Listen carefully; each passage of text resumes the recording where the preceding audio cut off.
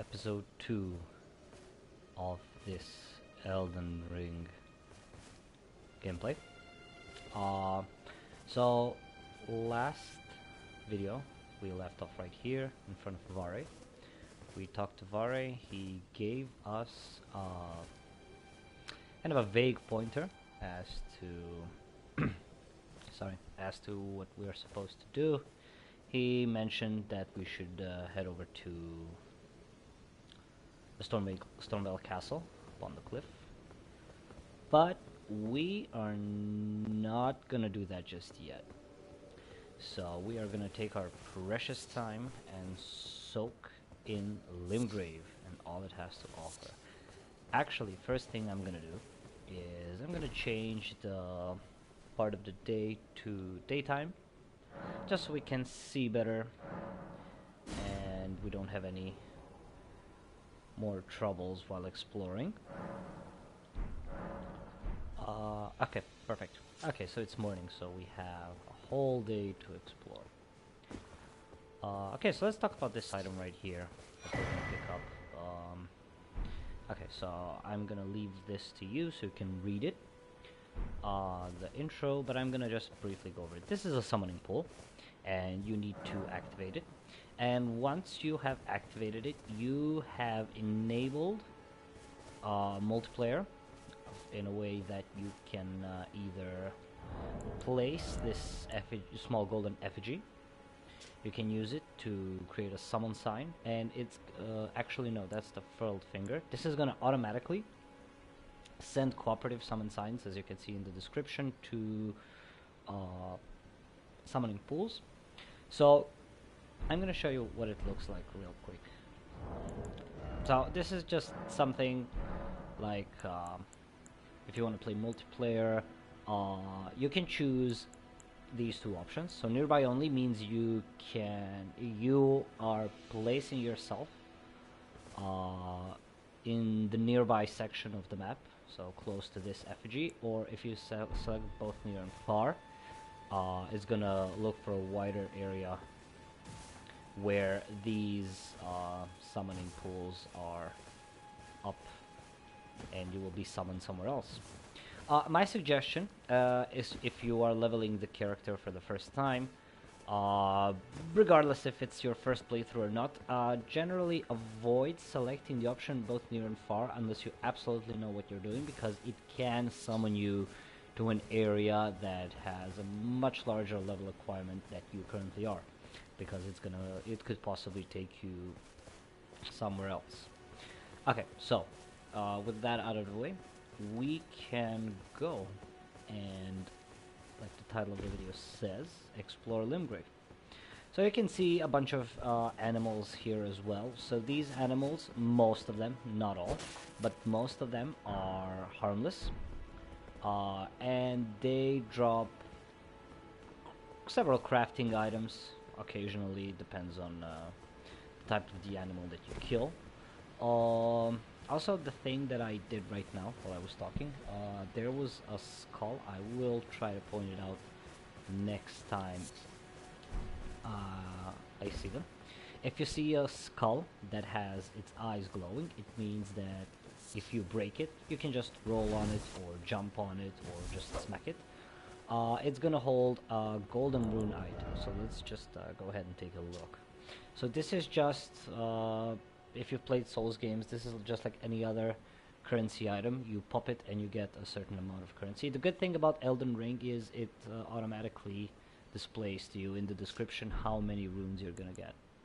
And now that actually we're here, we've also picked up another item. If you notice the blue hue on the item, behind the item title box, or like the bluish light from the item before you pick it up, it means that the item is rare. And if you remember when we picked up the small golden effigy, it had like a orange glow. That means it's a legendary item. So let's talk about arterial leaf. Let's read real quick. Dark red leaves with thick swollen veins. Material used for crafting items, exceedingly rare to find. A faint pulse can be felt in the veins. Stirs the blood, providing an enlivening effect. Right, so this is one of the rare items that you are going to find throughout the game. They don't grow in a lot of places, and it is a valuable item. It's used to craft. Well, to my knowledge, so far I only know of one item that is being created using the arterial leaf. It's called an exalted flesh. We're gonna be seeing it pretty soon. And basically what it does is increases your physical damage. Done dealt, right? So yeah, if you see an arterial leaf, always pick it up. It's very valuable and rare, which makes it even more important to pick it up. Okay, so let me just talk about this guy real quick before we move on. This guy is a boss. He's an optional boss. You can like completely finish the game without ever touching him.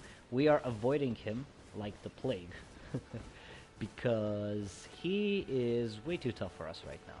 We will come back and beat him soon, but not now definitely. We do need some levels. We do need a bit of a better weapon. So we're just gonna take the right and just generally avoid him. Okay, so let's take a look around. We noticed one thing that we would like to check out, and that is right here. Just climb on the rock so you can see right there. That church. That church is going to be very important to us. We're going to actually go check it out right now. I see some bats, and unlike these critters that you see like eagles or sheep, if you can see in front, or like little squirrel thingies, these guys are actually hostile. These are considered your enemies, so they will attack you. Okay, so basically what you want to do is just keep your shield up, always keep yourself protected. See, I didn't keep my shield up, I took some damage unnecessarily. Guard counters work very well against these bats. It knocks them down, it staggers them, and it gives you an opportunity to finish them off quickly. Okay, perfect. I'm also gonna leave this. So I'm just, as these things pop up, I'm just gonna go through them. You can always pause the video and read it, but basically I'm gonna explain it in summary. You have groups of enemies, so like you would guess, if a couple of enemies are grouped up on one spot, one area, if you kill them, you will get a certain amount of flasks back. Not all of them. It varies between 1 or 3, depending on what kind of the group it is. Is it big, small, are the enemies hard or easy? But yeah, keep that in mind as you move through the lands between. You're also going to see me take that into account a lot of the time when healing and approaching groups. So let me just talk to you about the critters. Critters are super squishy. You kill them in one shot. And for example, this sheep dropped thin beast bones for us, which is very good because we're going to be using thin beast bones for a significant amount of our beginning time playthrough. And okay, here we are. This is the church that I pointed out, the Church of Fele. Okay, let's just touch the grace. We don't have to rest. We can just touch the grace. We are not actually low on flasks. And this is the important part. Two important parts. Okay, let's take care of this important part first. So, we are going to pick up a smithing stone. This is going to be our upgrade material for your weapons. They come in tiers. This one is tier 1. They go up to tier 9, and then you have a special legendary upgrade stone. So the weapons here actually go up to is it 28 or 30? I'm not sure. So you can get this longsword up to plus 28 or plus 30. We're gonna see how it works a bit further into the game. But this is the first important thing that I wanted to point out. And you can use this smithing table here. However, if you use this smithing table and you upgrade weapons yourself, you can only get them up to plus 3. Anything beyond plus 3, you're actually going to need a blacksmith to do it for you. And there are, to my knowledge, so far I remember 2. There could be more, but I remember 2. And this is the other part. This guy right here. Notice the pattern, because this is the type of NPCs that we're going to be encountering a lot in the game, and we're going to be very happy every time we see them. So these are the merchants, right? You're gonna notice them with the basically it's almost 2 or 3 things that are always gonna happen. They're gonna have this little fishing pole kind of thing. They're gonna have their mule with them, and almost always they're gonna be sitting at a campfire, right? So merchants, obviously, as you might have noticed, they sell items. You can also sell your items to them as well. So we're just gonna talk to him. Oops. I accidentally modded. We're just gonna talk to him for the time being. We have 746 runes. We might end up even buying something. Let's talk to him for a bit. I can see it. But I can also see that you're not after my throat. Then why not purchase a little something? I am Kale, purveyor of fine goods.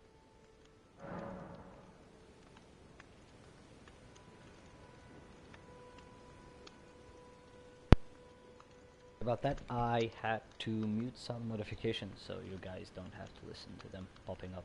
Okay, so he is selling things. So you can talk to him. There's like two specific dialogues that you can exhaust. So we're gonna exhaust both of them and we're gonna talk about it for a little bit. I am of a nomadic people, selling wares as I travel. The land has been tainted by madness since the shattering of the Elden Ring. It's only tarnished like yourself, who keep things from drying up entirely.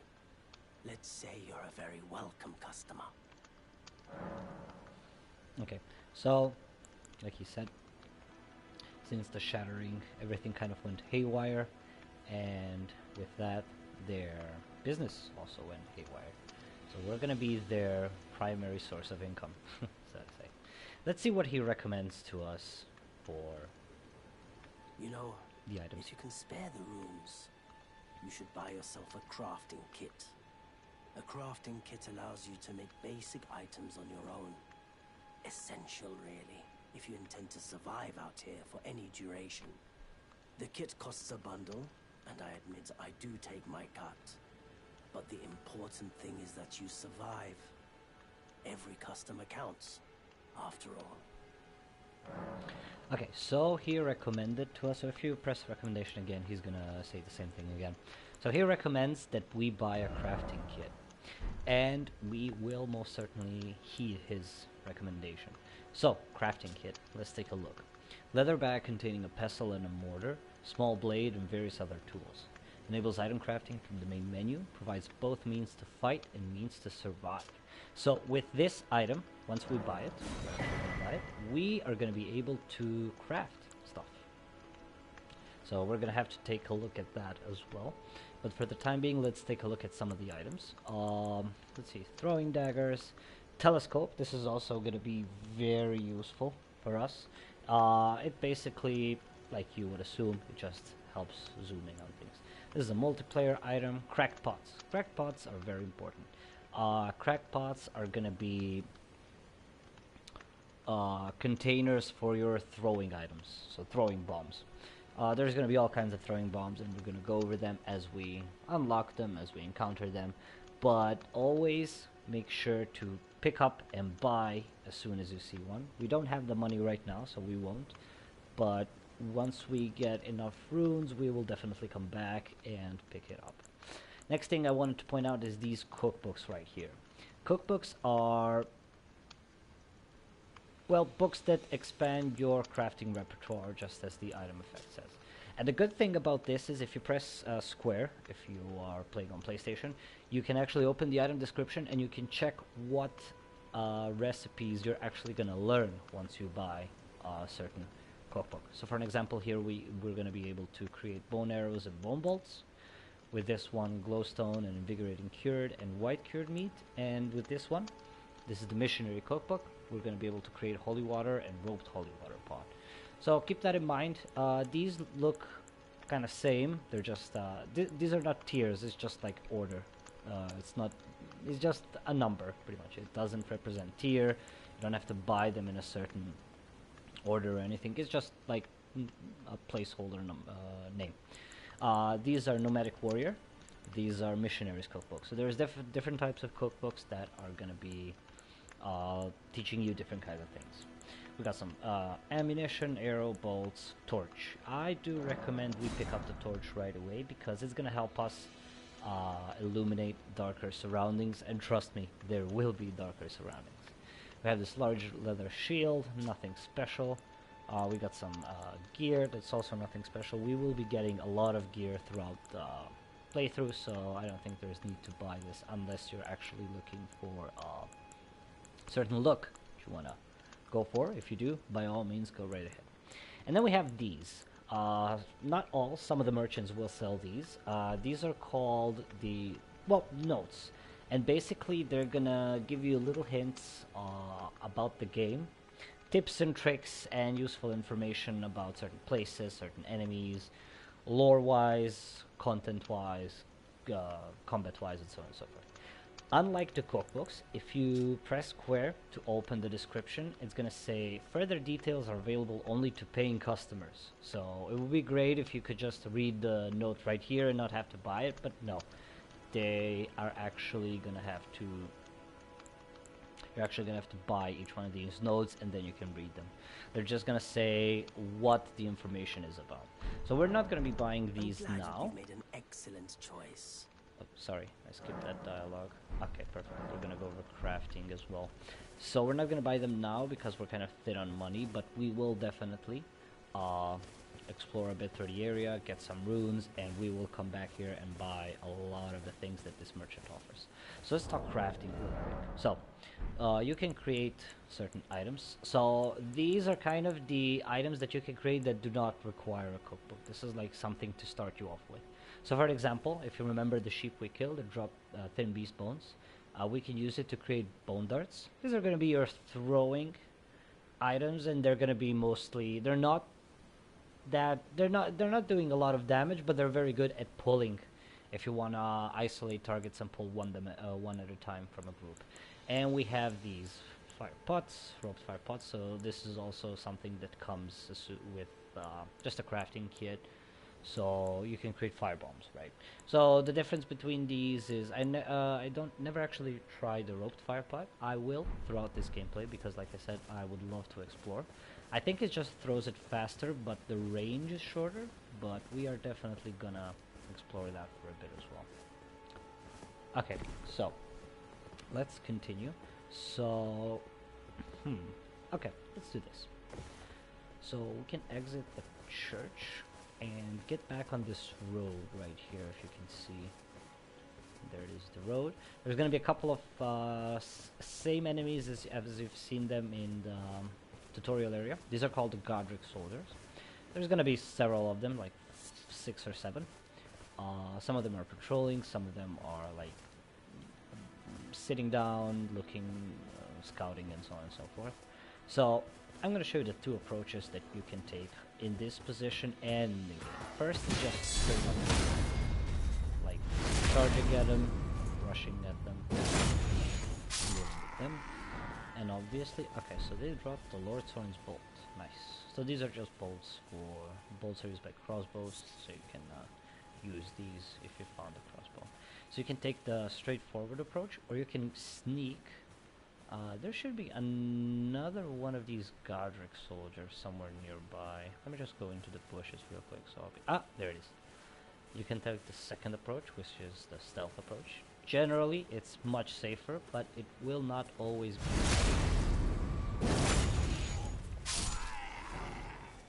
So we get the Lord's Horn's straight sword. Let's compare it to this one. So it's a bit more base damage, but it also does a bit less critical. So you see the stat critical, the one that goes blue at the bottom of the types of damage. So this critical, what it means is the percentage. So this is like 100% like regular crit. This means that it deals 10% more damage with a critical strike. What that means is backstabs, guard counters, successful guard counters, and leaving enemies vulnerable. You're gonna do 10% more damage when doing a critical strike. I'm gonna use it because it just deals a bit more damage, and since we don't have a lot of levels, scaling is something we are not gonna be concerned with at this time, right? And it's just a random item. We will be random weapon, we will be changing up weapons and exploring stuff. We're just gonna try. So for an example, let's test it out right now. So this critical was 340. I'm going to talk about the kukri in just a second. So this was a 340 critical. Let's try it on this guy. Oop, please don't. Okay, he saw me. Let's just deal with him.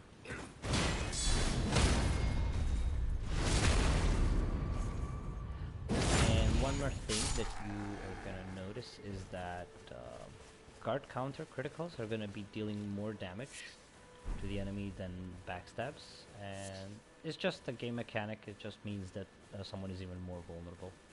So yeah, 340 with the Lordstone sword, and 291 with the starting sword with the Vagabond class. So yeah, significant difference. I'd say we should probably stick to the Lordstone straight bolt. So let's pick up the mushroom, and we picked up the kukri. So that's basically a throwing knife, a throwing item. It's just much stronger, and I believe it scales with dexterity, right? Yes, actually it scales with both strength and dexterity. As you can see, scaling A in strength and perfect S in dexterity. So these bad boys do a lot of damage, but you can't craft them. You can just find them or buy them. I think they're sold by a limited amount at certain merchants. So use them wisely. They can also proc a bleed effect. So bleeding, blood loss is kind of like it's just a percentage of your HP being lost. So okay, let's talk about one more thing. I'm just gonna mention it real quick so we don't lose a lot of time. What we saw there is a cave. So you're gonna have a bunch of caves, catacombs, mines. These are like side areas where you can like farm well, not necessarily farm enemies. They're not like farm specific, but I'm actually gonna grab a grace. But they each of these caves, catacombs, mines, they all have their mini bosses, and it's a good thing to explore. We are not, however, gonna explore it right now because I do want to do something else before we do that. Let me just, I saw a guy that is scouting, so I just want to get rid of him so that he doesn't give us trouble later. You saw a pig, a wild boar, right?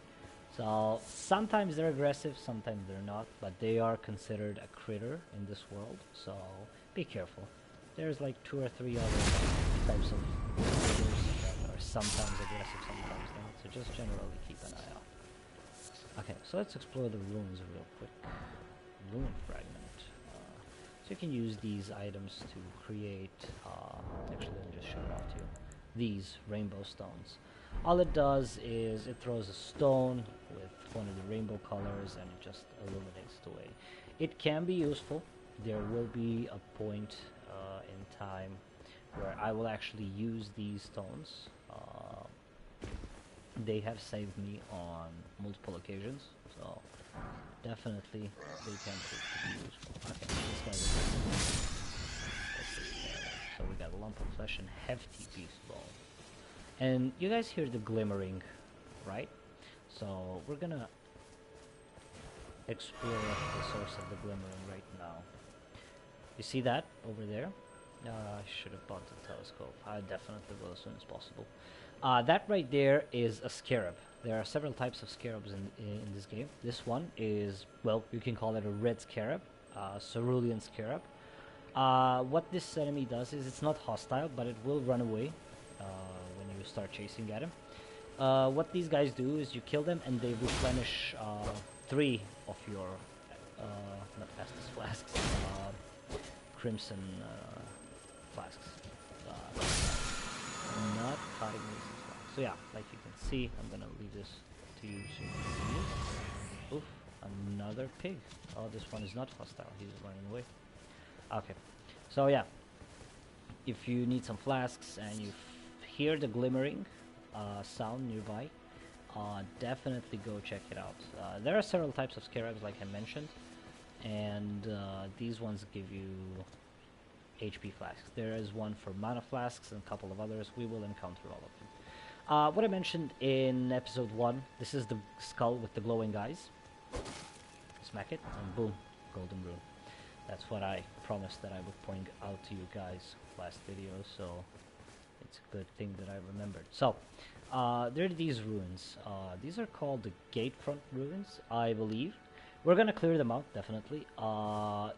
You should be careful, there's a tougher enemy here. But we first want to run to this site of grace, and I am gonna show you why. So you wanna touch it, and you wanna actually rest at the grace. And here is why.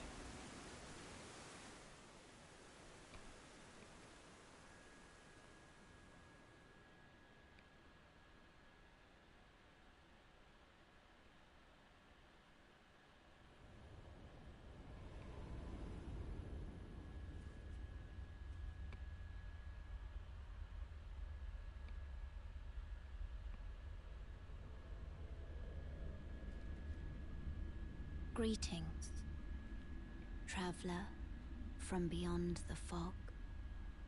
I am Melina.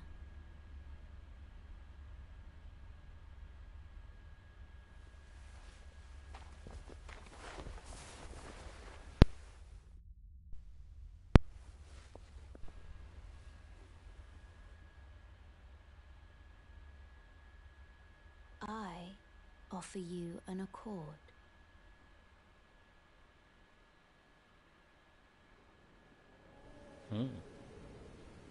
Let's Have you see what heard you have of to the offer. Finger Maidens? They serve the Two Fingers, offering guidance and aid to the Tarnished.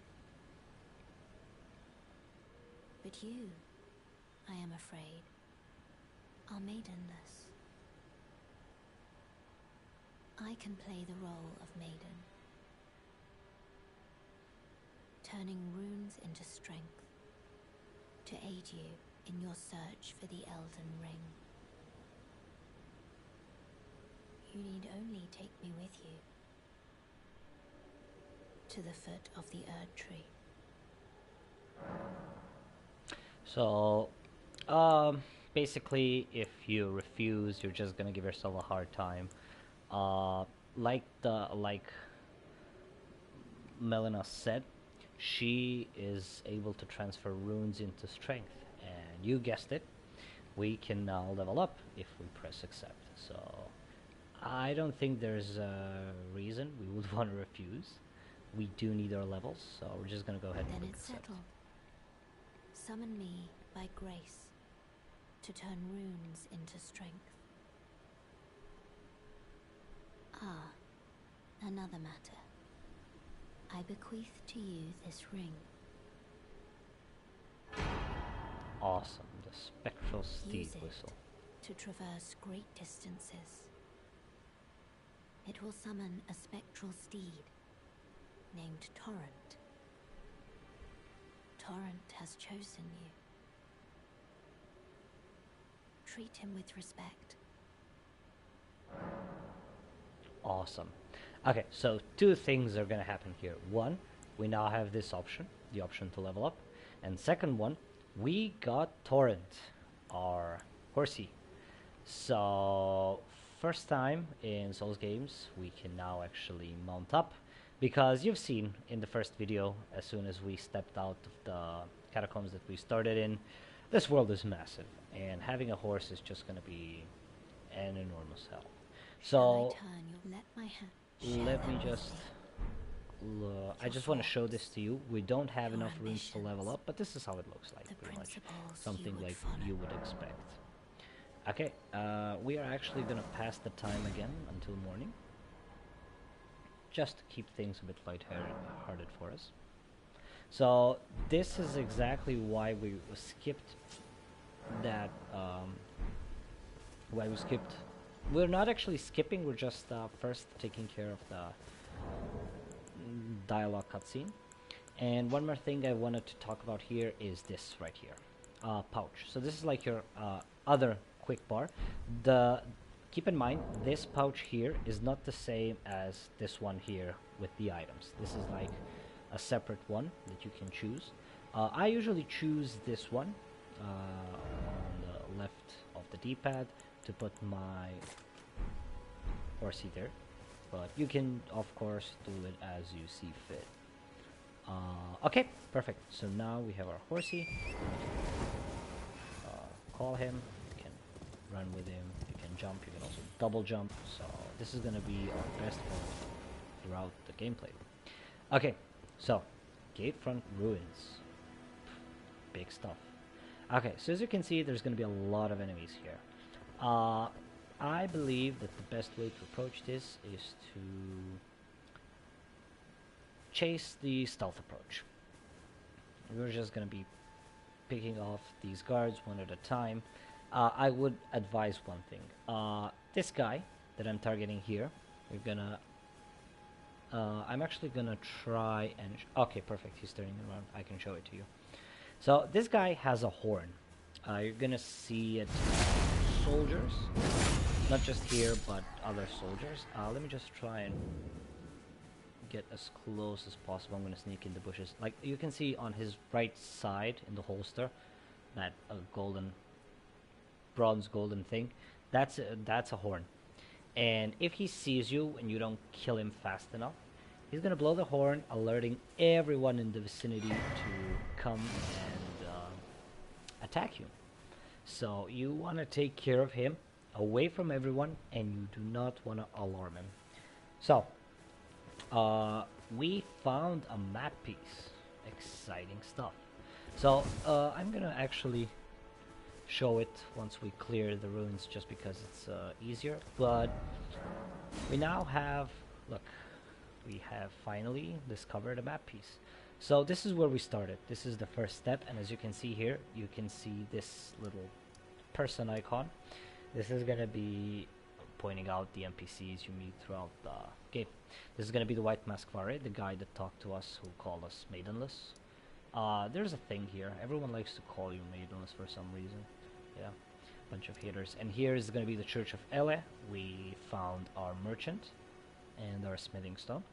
And these are the catacombs that we... not the catacombs, sorry, the caves. The cave, Groveside Cave, that we just went in, picked up the grays, and then left. And we're here now. So this is the map piece that we have, and these are the Gatefront Ruins, like you just saw. Okay, so first thing you're going to want to do is hop on these, I guess the wagons, right? There's going to be chests hidden, tucked away, and you're going to need to pick up the loot. So we got the Lord Sorin's Great Sword, right? So this is bigger weapon. This is what I mentioned in video number 1. So this is going to be a bigger weapon. It's going to it's going to scale much better with strength instead of dexterity. It's slower, but it's chunkier. It deals a lot of damage. We are going to stick with this sword for the time being, just because we want to stay in medium low. We want to be able to move in case something goes wrong mid-fight and you need to stay agile and be able to dodge attacks efficiently. So be careful here. There's going to be this guy patrolling and that guy patrolling. So what you can do is you can just kind of like drop by here, keep sneaking, and back them. Perfect. And we can just go back inside. So there's this guy as well. So not everyone here has the torch, so only certain enemies have the torch. So you can pull these guys, and the fight is gonna stay here, right? But this is like I'm gonna show you what it looks like when you pull multiple enemies. It gets messy, but it's still easy. We're still at the beginning of the game, so we do get cut some slack for playing messy. There we go. And like you saw in that wagon, there's going to be this wagon as well. And guess what? There is an item. The flail. awesome. So this is a dexterity weapon. Let me just show it to you real quick. This is a dexterity weapon. It requires 18 dexterity to wear efficiently. Something that's a bit different than all these other weapons that we picked up. This one actually has a blood loss buildup, right? So it's a very good weapon to start with. If you're a dexterity class, it's a very good weapon to start with. 100%. Like, this is something that you want to pick up and start using as soon as possible. It's very good. The blood loss is amazing, and the scaling with dexterity is just too good to pass out on. Okay, so next thing we're gonna do, we're gonna take care of the horn guy. So same thing as per usual. Sneak back, wow. I'm gonna take care of this guy. You should be careful here. There are enemies patrolling throughout the gatefront woods. There's gonna be dogs and enemies patrolling, so just keep an eye out. Smoldering butterflies, also a crafting item. This is going to be very important for us because you are going to use smoldering butterflies, among other things, to create fire pots, the one that we saw in our crafting menu. Fire pots are very good. You should never pass out on the smoldering butterflies. They're not used only for fire pots, they're used for everything fire related pretty much. But I mostly use them for fire pots, maybe even fire grease. Greases are just like buffs to your weapon that are gonna buff your weapon with a certain to buff your weapon with fire. Use smoldering butterfly and root resin. Oh, nice. Tree and beast circle. Let's take a look. So not much difference. A bit of slash and pierce improvement, but physical overall reduced. So armor worn by soldiers loyal to Godric the Grafted. The surcoat depicts a distant Earth Tree and the Beast Regent, an emblem of the Golden Lineage. Both are symbols of glory now past. So we heard already this name, Godric the Grafted. White Mask Vare mentioned it to us, and he's gonna be in that castle on that cliff that we pointed out earlier. So these are going to be his followers. That's why they are called Godric soldiers. They are following him.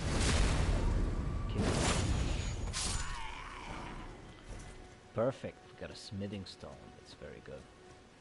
Okay, so let's keep moving. There's a bit more to these gatefront ruins. We're going to pick up a very important item here pretty soon as well.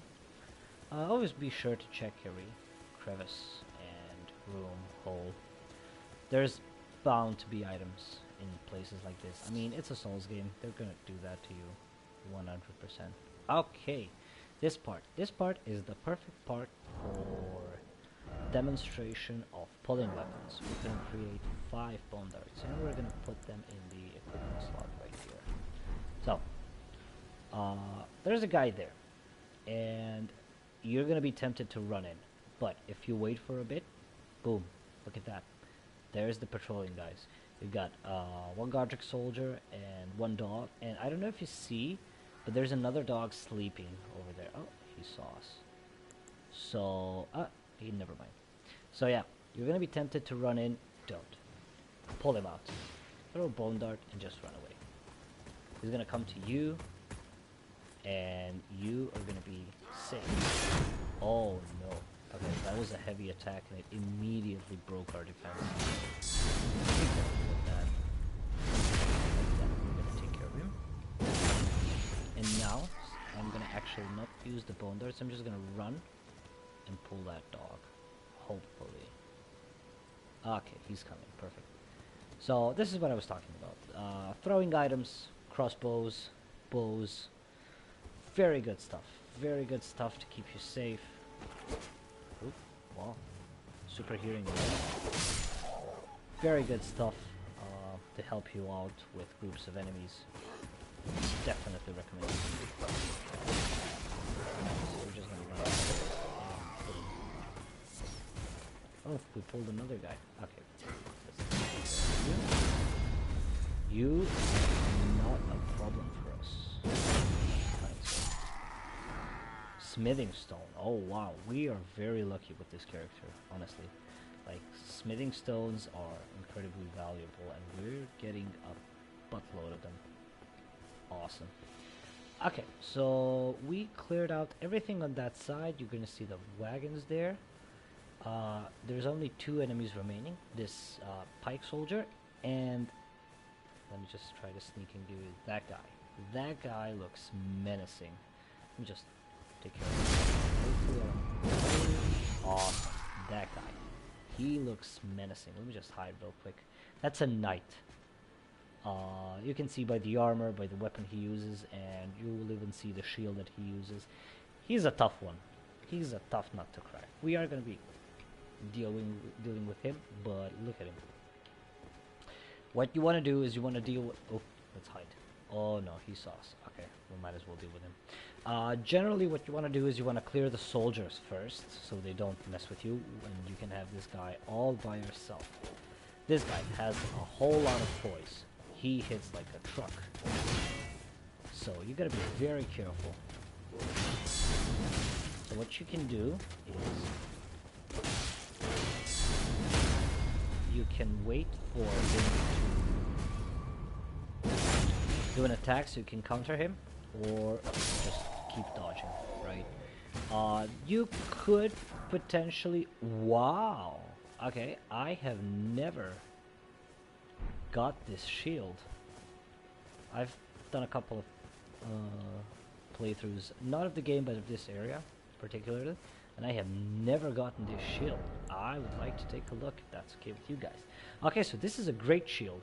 So there's a difference, right? You have medium shields, you have small shields as well, and you have the great shields. So these require, like, look at this. This requires 36 strength to wear.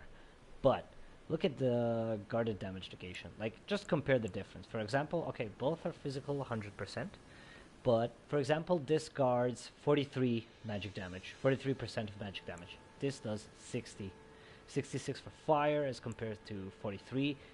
And the guard boost, outstanding. So guard boost is...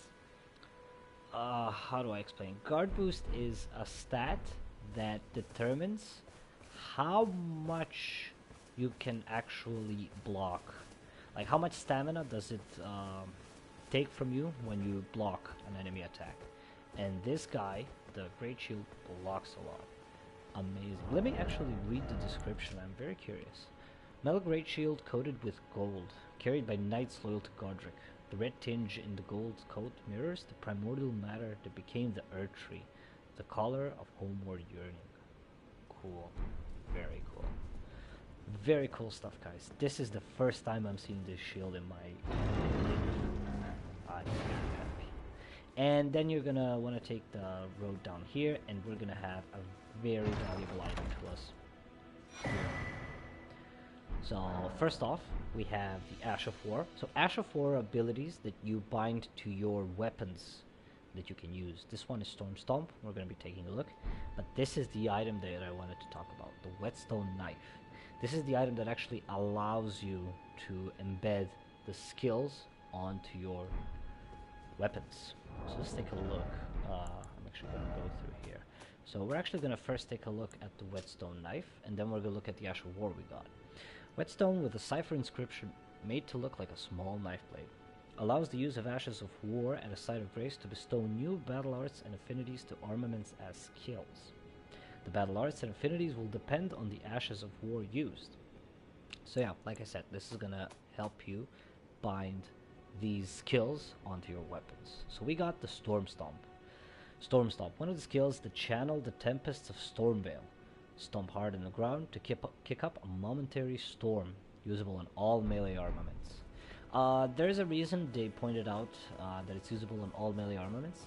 Certain Ashes of War are only able to be used on certain types of weapons. So, like you saw, you have like a straight sword, you have great swords, you have flails, you have halberds, you have spears. Certain Ashes of War only go to certain types of weapons, so you gotta keep an eye out on that. We're gonna pick up the butterflies, of course, because we love butterflies. And there you have it. So if you do this stealthily, if you pick off the soldiers one at a time, you stealth, you're gonna have a much easier time dealing with the knight. And with the knight, what you want to do is you want to block an attack that he has, and then just counterattack. However, if he does, like you saw, he does like a triple spear pierce, let's say. So those kind of attacks, they're gonna, especially at this point in your playthrough, they're gonna burn through your shield quickly and leave you vulnerable. So once those attacks happen, just you can either block one of those thrusts and then just dodge, right?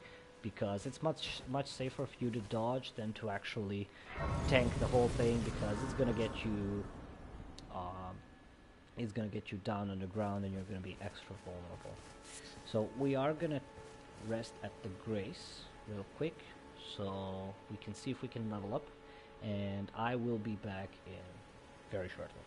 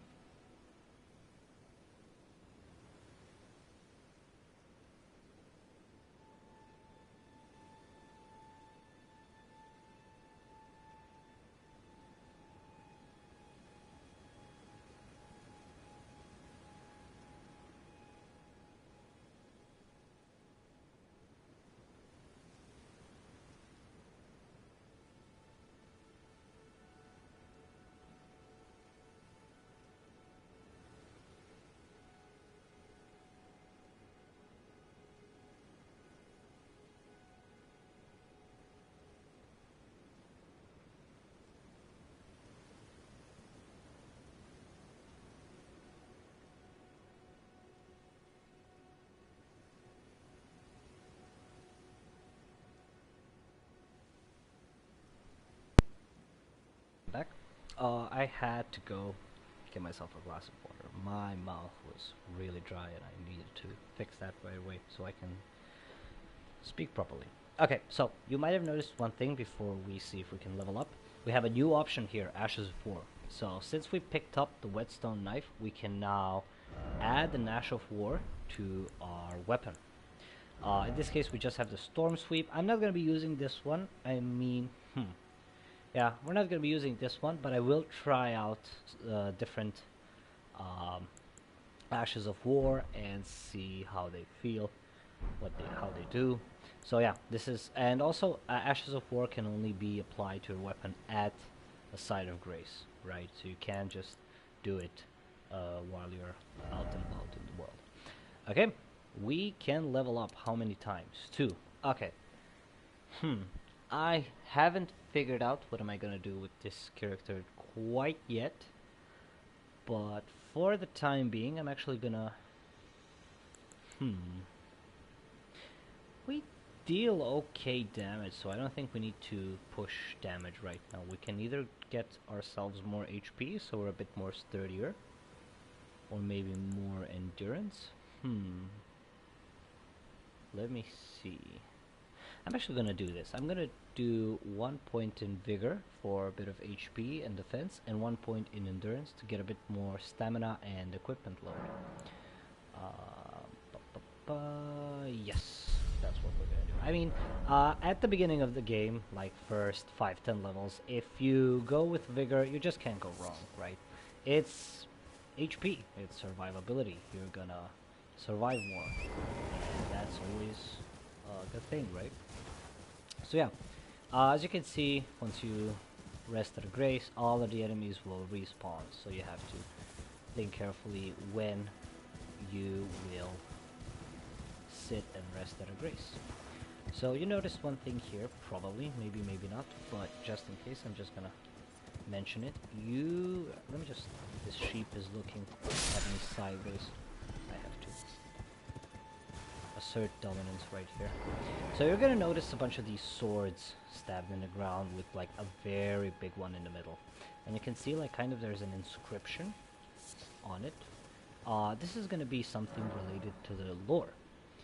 Godric the Golden, humiliated, having tasted defeat by the blade of Mikola, now on his knees begging for mercy. So this is gonna be our first little piece of lore that is gonna shed some light on what's happening in the game, in this world. So, like you remembered, in the cutscene, you noticed that Shattering of the Elden Ring created the war with the same name, the Shattering, and a bunch of different demigods from different factions, different places, waged war between each other. Godric being one of them, and Blade of Mikola is also one of the people you saw in the cutscene, but we will find out eventually who that person is. These guys don't be deceived. These guys hit like a truck. They can be either on the horse or on foot. This one is on horse. So let's see. Let's go a bit of over mounted combat. Right. So you can always hit the person on the horse and the horse itself. If you kill the horse before the enemy on the horse, you are actually going to stagger them on the ground and they're going to be vulnerable for a critical attack. But you can also kill them before killing the horse, and the horse just like wanders around. There will be those instances you will see happen there as well. So don't do what I did there. I was greedy. I wanted to get an extra hit, and I just took another hit instead. The safest thing you can do is something like this. Like you go in, give him a smack, and then you run out. And rinse and repeat. And as you can see, the horse fell first. We weren't right on time to do a critical strike on him, but you see he fell off a horse, and he was lying on the ground for a moment. So that would be your window of opportunity to use it and to do a critical strike on him. So yeah, that's basically the safest way you can go about with mounted combat. You move in, you swipe, and then you move out. Okay, let's do this first. I'm not that ugly, am I? No, you're not. You're actually very pretty, sir. And we are gonna show that right now. So you're gonna hear this voice consistently over time, asking you to help him, asking if you hear him, so on and so forth. So he's camouflaged, right? So you are not able to actually see him, but newsflash, he is actually transformed into a bush. This bush right here. So if you move from the grace, you're gonna notice it. It kind of has a different hue in color beside the other ones right here. The other bushes, they're like greenish, and this one is brown reddish. So in order to break the spell, you can just roll through him or smack him, but be careful not to attack him too many times because you might kill him or make him hostile. Ladies and gentlemen, meet Bok. Oh yes, I remember. Some clod turned me into a tree. You were just breaking the spell, weren't you? Thank you. The name's Bok. I was pushed out of the cave, told not to come back, not ever. Then I ended up as a tree. Lucky you came along, really.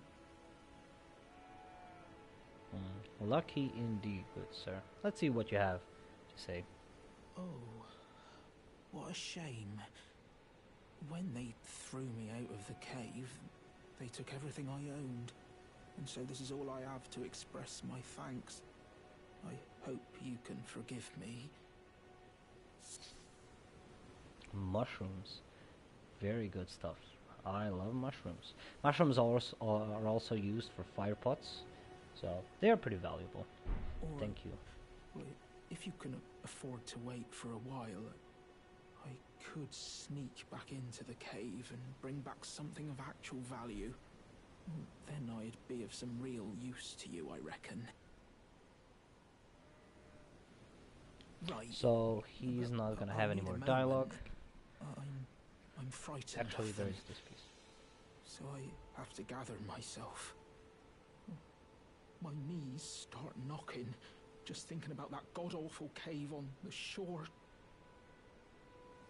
Okay, so he's talking about a cave on the shore. Let's take a look at the map. So we have a vision of a part of Limgrave. This is just a part of Limgrave, by the way. This is not all of it, right? So there are two shores here. There's this one and this one right here. The cave he's talking about is somewhere here-ish. We're gonna find it eventually. We're gonna clear this entire beach area.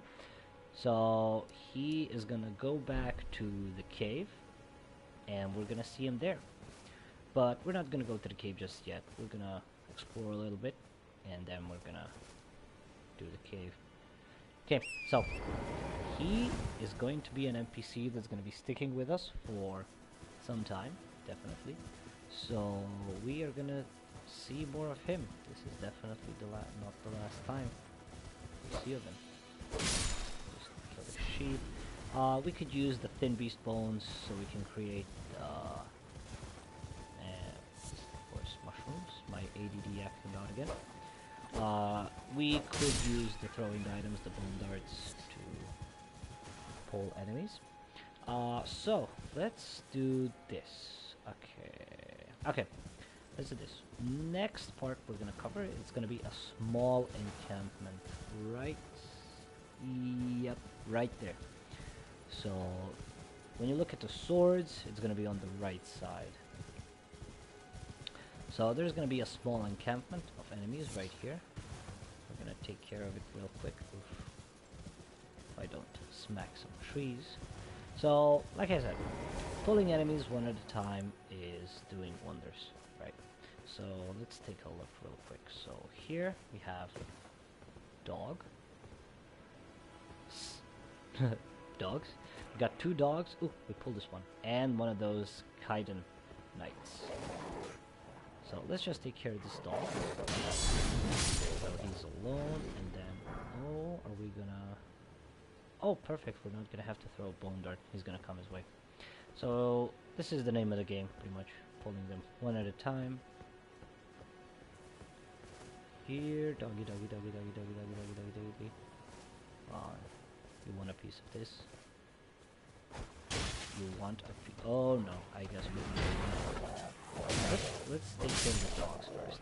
In these situations, I like to take care of the dogs always first because they're easier to kill.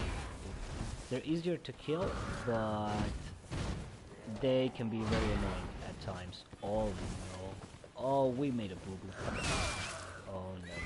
We made a boo boo. Okay, let's run. Let's heal up first. What are we gonna do? Okay, let's do this. Okay, we pulled the mountain knight away from everyone else, so let's deal with him first. So yeah, like I was saying, the dogs, you can kill them fast, and they can be very troublesome. Oftentimes. Oof. Gotta be careful, they can also get back like that. Yeah.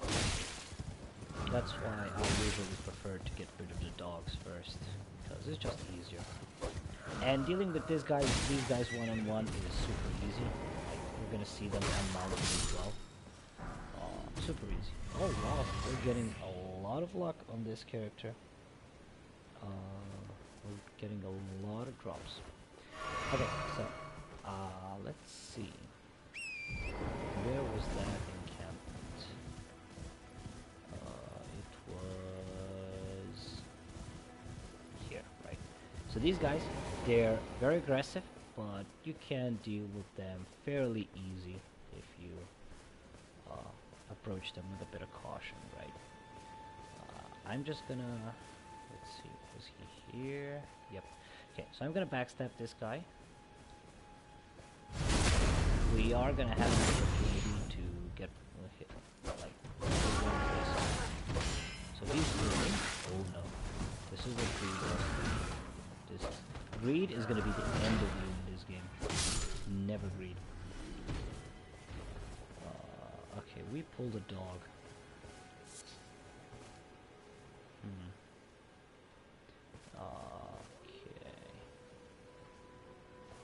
Okay, we pulled both the dog and the knight. That's kind of not what we wanna go for.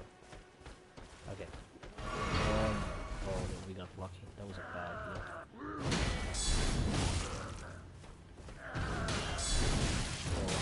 Oh wow. Be careful, they can chain attack like that. And you may think you're safe to attack and do a combo attack. We kind of recoup first. Let's do a jump attack. Oh!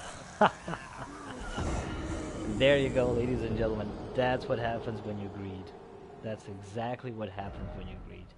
Perfect. So this is what I was talking about. So if you're close to a Stake of America, you're going to get the option to spawn there. That's what we're going to do. We're going to talk to the... No, we're not talking. We're going to spawn at the Stake of America.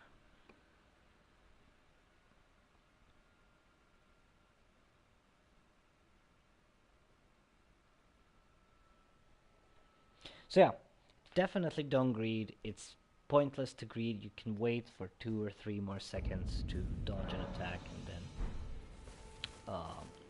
finish them off rather than... Now we gotta clear everything all over again, and it's just nasty. Okay, so we're gonna use the bushes to our advantage, and we're gonna wait for the knight on the horse to go a bit further out so we don't pull him as well this time. We're gonna pick up our runes. They're gonna be dropped off right where we died. And let's see. Oh no. Okay. So, same thing as last time. We use the bone darts. We use the bone darts to do some pulling. The doggy is acting weird for some reason. Okay, here he is. But why is he running away? There we go. Okay, so we pulled the kite as well.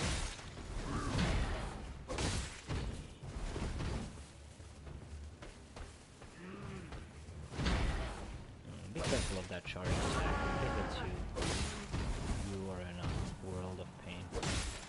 So when you get them over 50%, they're gonna roar, yell, be angry, and puff. You can see by the red lines all over them. There we go. Frozen Raisin. This is kind of like...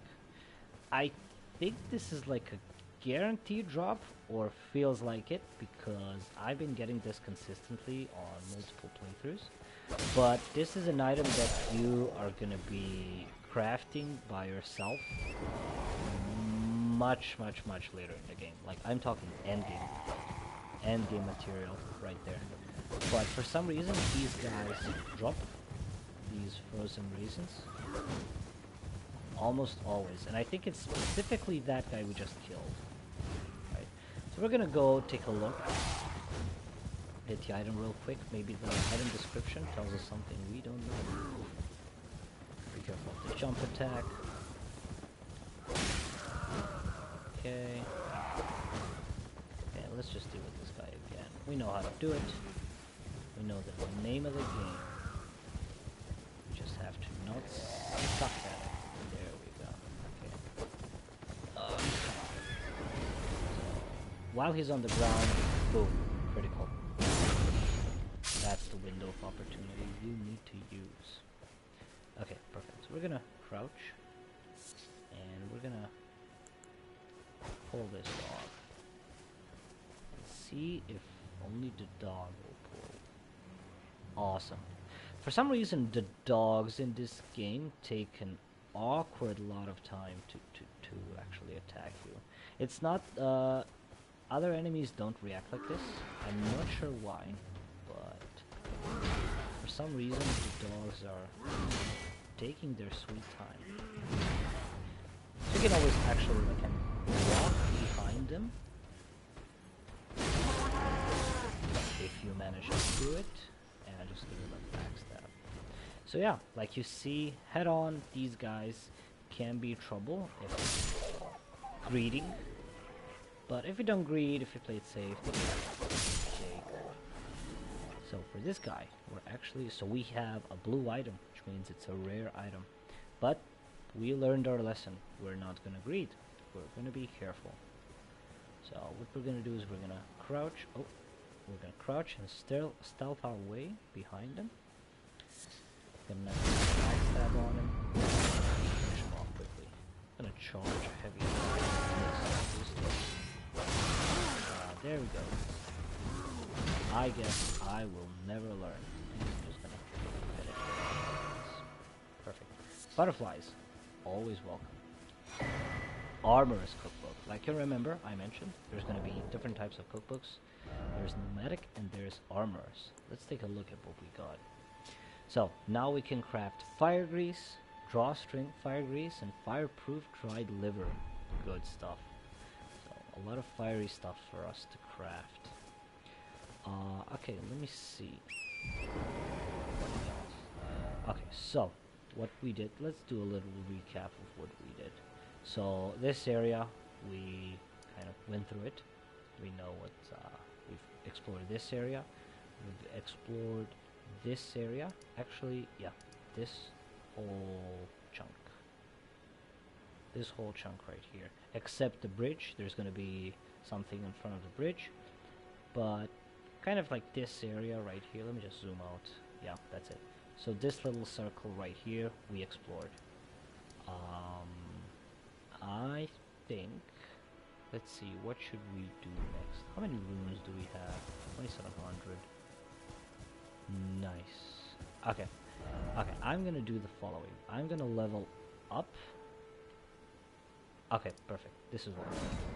We're gonna port to the Groveside Cave. We're gonna level up, and then we're gonna end the episode there. Next episode, we're gonna be clearing this cave and one set of catacombs. Maybe. We're gonna be clearing this cave. We're gonna be clearing the shore cave, the one that our good Sir Bok mentioned. I'm not sure about the catacombs. I will explain why next episode. But we are gonna be clearing out some caves in the next episode, and we're gonna finish the beach side. Definitely, that's definitely something we're gonna wrap up. For the flail, we needed 18 dexterity. The flail is hardly gonna happen. Anytime. How many times? 2 times. We could use the flail at the beginning. Or...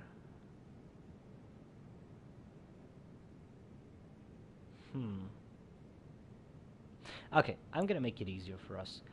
We're gonna go for the 18 dex... No. Nah, it's not worth it. Sorry, it's not worth it. Okay, we're gonna do as follows. We're gonna get 1 point in endurance and 1 point in vigor again, just so we can like get beefier. I'm still considering what type of build I'm gonna go with. What we're gonna go with here. Let me see. Oh, okay, perfect. What we're gonna pursue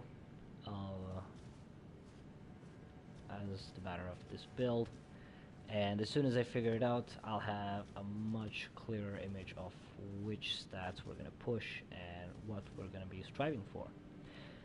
But I am gonna end the episode here. I think it's been like an almost or even over an hour mark.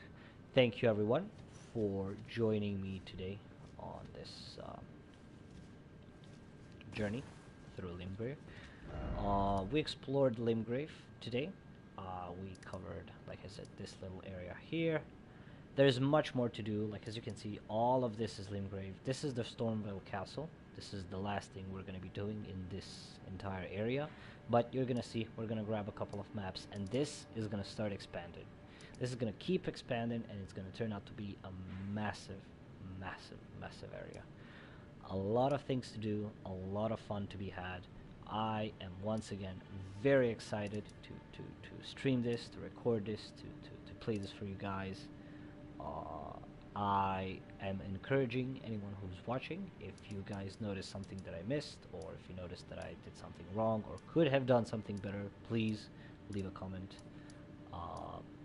I am going to greatly appreciate it. Like I said, I'm exploring this game together with you guys, so any piece of knowledge that I learn is going to be much appreciated, and it's going to make the game and the experience that much more fun and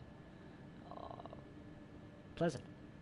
So, thank you guys, and I will see you soon.